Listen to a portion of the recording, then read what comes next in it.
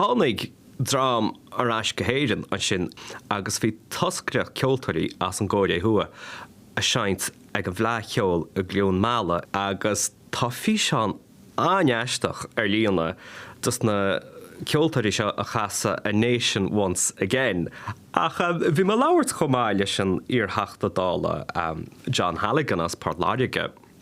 Agus dúirt sé sin gur chréid sé sin a gcónaí, más rud a gohfuil tú ná an sort teagháile dhéanana go mór le tíre atá an údarásach. Éidir leithtógad sé sin deis do roiine sa tír sin breanú éidir an síl I tíortha eile. Agus dúirt sin ar a hánaí muintear an chóide thua go héireann, fioch íontasarthú ar na rudaí a bhí ar fáil an éireann I níideach nó níocha héin, agus ní an tír róhefir ag an am sin nach go compráid leis an ggóide thua ar nó bhí na táinte an seo.